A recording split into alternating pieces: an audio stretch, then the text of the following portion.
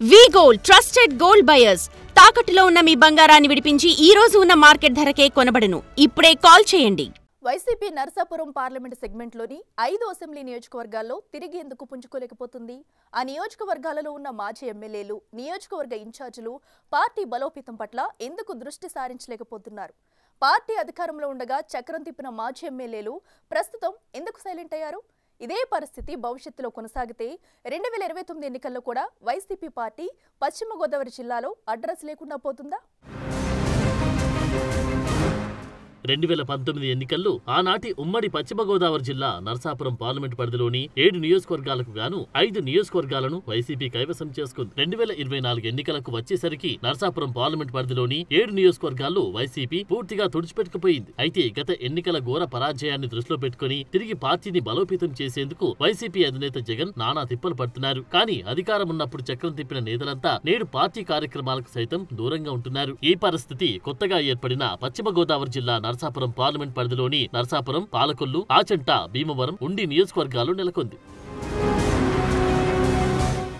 నర్సాపురం పార్లమెంట్లో మొత్తం 7 నియోజకవర్గాలున్నాయి. 2019 ఎన్నికల్లో పాలకొల్లు, ఉండి నియోజకవర్గాల్లో తెలుగుదేశం పార్టీ ఎమ్మెల్యేలు గెలుపొందగా మిగిలిన 5 నియోజకవర్గాల్లో వైసీపీ ఎమ్మెల్యేలు గెలిచారు. వీరిలో నర్సాపురం నుండి మొద్దునూరి ప్రసాదరాజు ఎమ్మెల్యేగా గెలిచి రాష్ట్ర ప్రభుత్వ చీఫ్ విప్ గా కూడా పనిచేశారు. ఆయన వైసీపీ హయాంలో ఉమ్మడి పశ్చిమ గోదావరి జిల్లాలో రాజకీయంగా చక్రం తిప్పారు. ఆనాటి ముఖ్యమంత్రి జగన్ కు అత్యంత సన్నిహితుడిగా పేరు తెచ్చుకున్న ప్రసాదరాజు గత ఎన్నికల్లో ఘోర పరాజయం చవిచూశారు. దీనికి కారణం 2019 ఎన్నికల్లో ఆయన గెలుపునకు సహకరించిన కాపు సామాజిక వర్గాన్ని ప్రసాదరాజు పూర్తిగా విస్మరించడంతో కాపు సామాజిక వర్గం గత ఎన్నికల్లో ప్రసాదరాజుకు దూరం జరిగింది.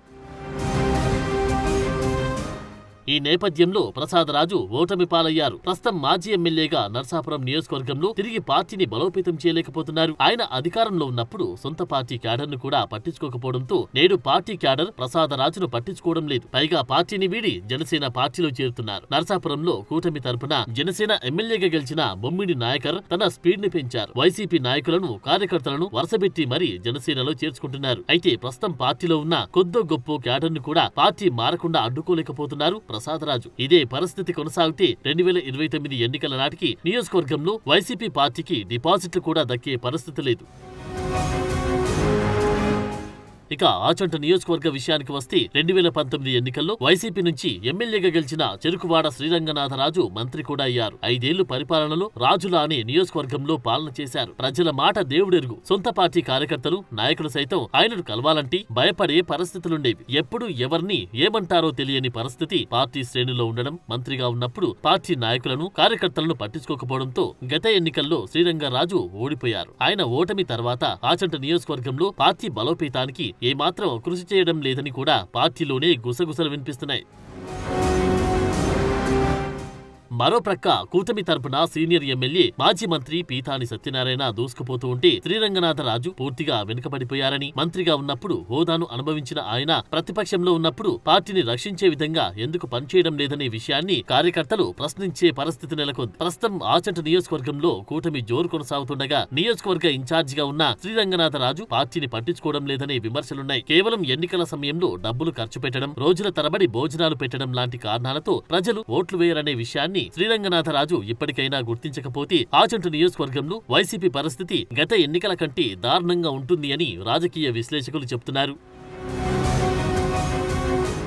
2019 ఎన్నికల్లో దేశవ్యాప్తంగా భీమవరం నియోజకవర్గం రాజకీయ సంచలనం రేపింది. కోట్లాది మంది అభిమానుల హీరో జనసేన అధినేత పవన్ కళ్యాణ్ ఇక్కడి నుండి ఎమ్మెల్యేగా పోటీ చేసి గ్రంథి శ్రీనివాస్ పై ఓటమి చెందారు. అయితే పవర్ స్టార్ ను ఓడించిన గ్రంథి శ్రీనివాస్ కు ఎటువంటి రాజకీయ ఉన్నత స్థానాన్ని ఆనాటి ముఖ్యమంత్రి జగన్ కల్పించలేకపోయారు. అయినా సరే గ్రంథి శ్రీనివాస్ ఫైర్ బ్రాండ్ల నియోజకవర్గ అభివృద్ధికి కృషి చేశారు. అయితే గత ఎన్నికల్లో కూటమి జోరులో జనసేన ఎమ్మెల్యే పులపర్తి రామాంజనేయులపై గ్రంథి శ్రీనివాస్ ఓటమి చెందారు. అదే సమయంలో పార్టీ నియోజకవర్గ ఇన్ఛార్జిగా పనిచేయాల్సిన గ్రంథి శ్రీనివాస్ రాజకీయంగా ముద్దునూరి ప్రసాదరాజు వైఖరికి విసిగి పార్టీకి రాజీనామా చేసేశారు. అనంతరం కొంతకాలానికి కాపు సామాజిక వర్గానికి చెందిన మాజీ జెడ్పీటీసీ సభ్యుడు చిన్నమిల్లి వెంకటరాయుడును భీమవరం వైసీపీ ఇన్ఛార్జిగా జగన్ నియమించారు. అయితే ఆయన పార్టీ కార్యక్రమాలను ప్రజల్లోకి తీసుకెళ్లలేకపోతున్నారు. అంతేకాకుండా పార్టీకి సంబంధించిన పదవుల నియామకం విషయంలో కూడా సీనియర్ల మాటకు వెంకటరాయుడు ప్రాధాన్యత ఇవ్వకపోవడం, భీమవరం ఎమ్మెల్యే రామాంజనేయులు చేస్తున్న అవినీతిని ప్రశ్నించకపోవడం లాంటి కారణాలతో పార్టీ క్యాడర్ వెంకటరాయుడిపై అసంతృప్తి వ్యక్తం చేస్తున్నారు. ఇదే పరిస్థితి కొనసాగితే మాత్రం భీమవరం నియోజకవర్గంలో వైసీపీ భవిష్యత్ ప్రశ్నార్థకంగానే ఉంటుందని చెప్పవచ్చు.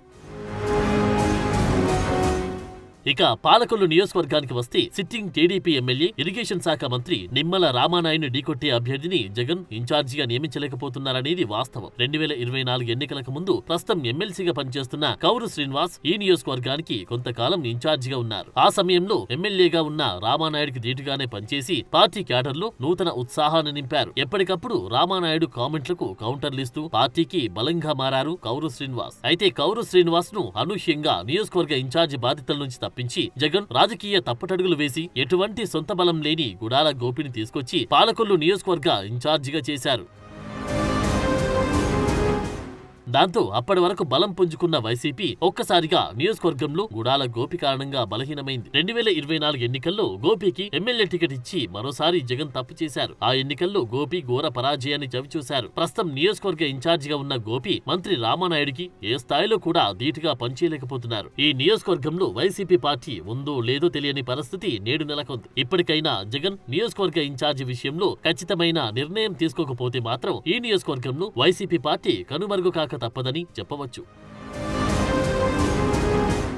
టీడీపీ కంచుకోట అయిన ఉండి నియోజకవర్గ పరిస్థితి వైసీపీ పార్టీకి మరింత తలనొప్పిగా మారింది. ప్రస్తుతం నియోజకవర్గ ఇన్ఛార్జిగా ఉన్న పివిఎల్ నరసింహారాజు పార్టీకి రాజీనామా చేస్తారని ఇప్పటికే ప్రచారం జరుగుతోంది. ఆయన ఇప్పటికే 2 సార్లు వైసీపీ నుండి ఎమ్మెల్యేగా పోటీ చేసి పరాజయం చెందారు. అయినప్పటికీ పార్టీని అంటిపెట్టుకుని ఉండి TDP MLA deputy speaker Kanumuru Raghurama Krishnam Raju నుండి పార్టీ క్యాడర్కు ఎటువంటి ఇబ్బందులు తలెత్తకుండా చూస్తున్నారు. కానీ ఇటీవల కాలంలో ఆయనకు తెలియకుండానే నియోజకవర్గంలో తన గెలుపుకు సహకరించని వారికి రాష్ట్ర స్థాయిలో పదవులు ఇవ్వడంపై గుర్రుగా ఉన్నట్లు తెలుస్తోంది. ఇక రాజీనామా చేయడమే తర్వాయి అన్నట్లుగా పివిఎల్ నరసింహారాజు అడుగులు వేస్తున్నట్లు సమాచారం. మరోపక్క RRR ఎఫెక్ట్ నియోజకవర్గంలో వైసీపీకి గట్టిగానే తగులుతోంది. అయినప్పటికీ నరసింహారాజు పార్టీని ఇప్పటి వరకు బ్రతికిస్తూ వస్తున్నారు. కానీ జగన్ నుండి మాత్రం నరసింహారాజుకు అంత ప్రాధాన్యత కనిపించడం లేదు. నియోజకవర్గంలో రాష్ట్ర స్థాయి పదవులు ఇస్తున్న సమయంలో కనీసం నరసింహారాజుకు సమాచారం కూడా లేదని తెలుస్తోంది. ఇటువంటి పరిస్థితుల్లో పార్టీలో కొనసాగడం కష్టమని నరసింహారాజు ఆలోచన చేస్తున్నట్లు సమాచారం. నరసింహారాజు పార్టీకి రాజీనామా చేస్తే ఆ స్థాయి నాయకుడు ఈ నియోజకవర్గంలో వైసీపీకి దొరకరని చెప్పవచ్చు. అయితే జిల్లా వ్యాప్తంగా నియోజకవర్గాలలో పార్టీ పరంగా నెలకొన్న రాజకీయ పరిస్థితులపై జగన్ దృష్టి సారించకపోతే వైసీపీ మనుగడ పశ్చిమ గోదావరి జిల్లాలో కనుమరుగు కాక తప్పదని రాజకీయ విశ్లేషకులు చెబుతున్నారు.